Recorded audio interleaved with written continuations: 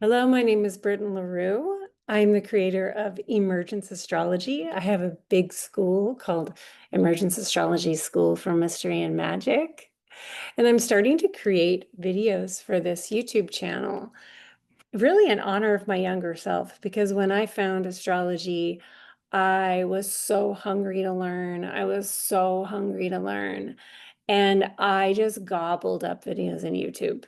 Like the first year of learning astrology, I pretty much did all of my learning through books and YouTube.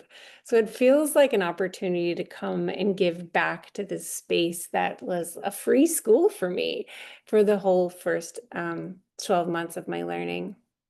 So what I want to talk to you today, as I really am speaking to not very, very, very beginners, but beginners, you may enjoy listening to this. I'm speaking to those of you that you've been learning astrology, you've been studying your chart, you've been really learning so much, and you're desiring to look at other people's charts. You're thinking about, I know my chart, but how do I begin learning? How do I begin doing this with other people? And where do I begin? So I pulled 3 cards because I pull the tarot for everything that I do. It's very helpful. I pulled 3 cards to help guide this conversation to support you with 3 different ways of thinking about approaching reading charts for other people. And the first one that came forward is 2 of Wands, which we associate with Mars and Aries. It's called in this deck, the fifth deck, Dominion. So I think of it as my Dom card. Usually when I pull it, I'm being asked to take very direct action and just fucking go for it, just like jump in, don't overthink it. Don't overthink it. This one relates to my chart because I'm born at 3 degrees of Aries rising. I'm an Aries rising. I'm a huge Pisces, but I got an Aries ascendant. And it's in the first decan, we say, the first 10 degrees of Aries. And that in the tarot is associated with 2 of Wands. If you don't know about decans, you're going to have so much fun when you eventually get there, but you don't need to rush it. It'll be waiting for you when you're ready. So 2 of Wands is how I do things. Like, that's the invitation of my chart. So I like to just learn by doing. And that worked really well for me because here's the thing. You're never going to get to a place where you've like seen all charts. So now I'm ready. Like the only way to see charts is to start looking at charts with people. Like you have to begin by doing. But you don't have to begin like you're an expert. You can just begin exactly where you are, the like baby astrologer that you are. And I say baby, and I don't mean that in an infantilizing way because like I'm so proud of the courage, the audacity of my early self in astrology, who just was willing to like fumble around, to feel like an imposter, to be a beginner and like be willing to quote unquote make mistakes, right? So one of the things that you can do for yourself to like be harm free while you make mistakes, quote unquote, and fumble around, right? Because reading charts for someone is a big deal. Like but here's the thing though, like when we're sharing information about someone's chart with them, like it has the potential to very much impact that person's life. Charts are very impactful that way. Um, you don't know what that person's relationship is to concepts like fate and destiny, and they may not even know until you start talking to them about their chart. And now they're in this like moment of like fate and destiny.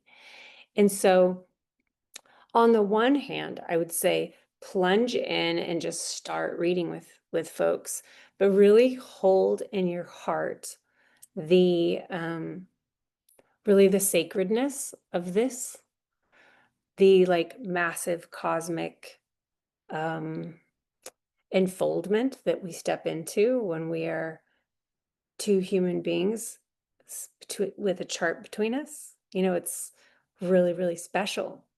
So there's a way that you can approach this as a beginner and not have to be absolutely terrified that you're going to say something that impacts someone in a harmful way. And the most important thing that you can do is have a stance of wonder. And I mean both literally, like in awe, but also in terms of wondering. So what you can do is study the chart a bit and feel into the questions that you're wondering about. Like wondering, first of all, I wonder if that resonates with you is a beautiful question, so that you're not telling someone who they are, because I personally don't want anyone trying to tell me who I am. Like that, I created Emergence Astrology to create a different way of relating to astrology. And inside Emergence Astrology, we ask lots of questions. And so it's really about empowering someone to turn inward and flower into an answer on their own. So that can be from asking really beautiful, sincere questions and beginning with storytelling, rather than saying like, you're a Capricorn, so you're like this. It's really like stepping into the storyteller place of like, let me tell you a little bit about Capricorn, and then you can let me know what resonates for you about that. And then you can do some storytelling, tell some stories about Capricorn. You can learn all about stories all over the place. You can go to get my book. I got it right here, Living Astrology. All the stories are here. You can feel into sharing some of the storytelling so that you're going to a mythic place rather than a you place where people feel cornered. And then when they're cornered, they're not staying as open. So you're painting a picture like around a fire, and that allows them to open. And they're opening in this sensing what feels true about that, what resonates from my life. And then invite them to talk to you. And then your job is to listen. I'm listening, I'm hearing you. And you may hear keywords that they're using in their language that relate to things you see in the chart. Like maybe they say something and you're like, wow, that really feels like their Saturn placement. And so then you can say, God, what you're saying is really reminding me of Saturn. Would you like me to tell you a little bit about Saturn? And then you can go into that storytelling thing and then allow them to tell you what resonates. And that allows the field, meaning the space between you, to be very open and loving and give them lots of opportunities to not have to agree with it. And that the more they feel free to not agree, the more open they will be to listen. And just trust that these stories, they resonate. Like these stories, they resonate. This person is going to resonate, especially when they feel free. And then that allows for this beautiful conversation to happen. And you don't have to feel worried that you created harm, because you're really reading them and sensing like how deep they want to go with you.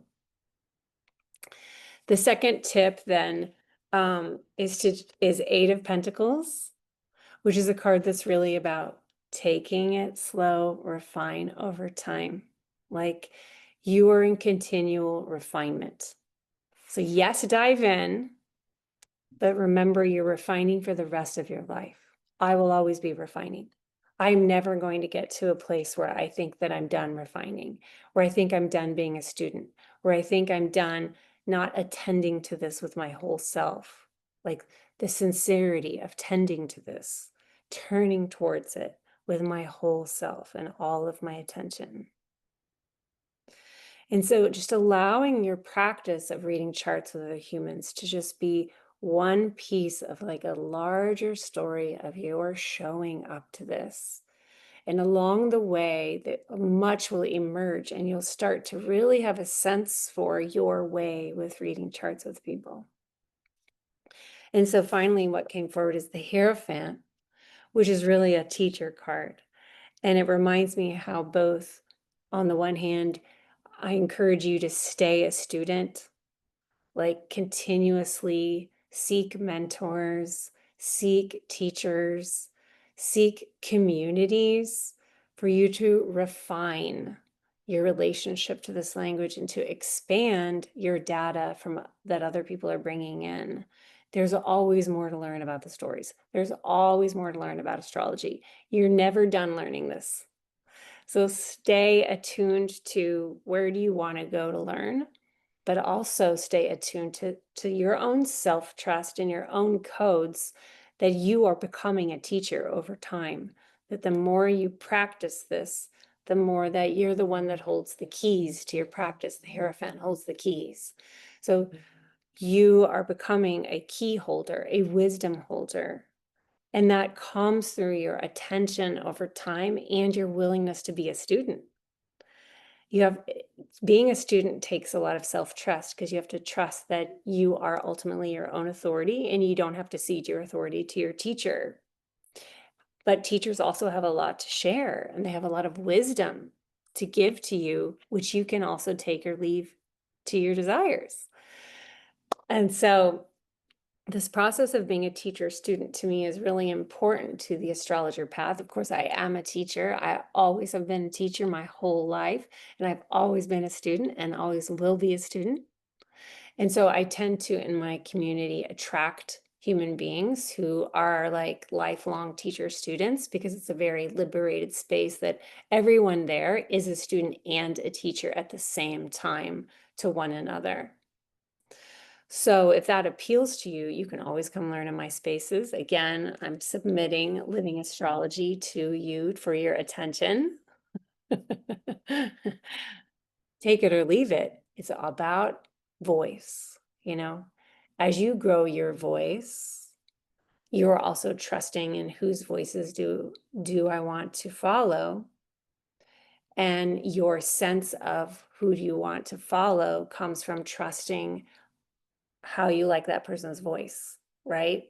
So if you like my voice, I'm inviting you to stay connected to my channel, to my podcast, to my book, to my offerings. And I hope that you will find here what will feed you.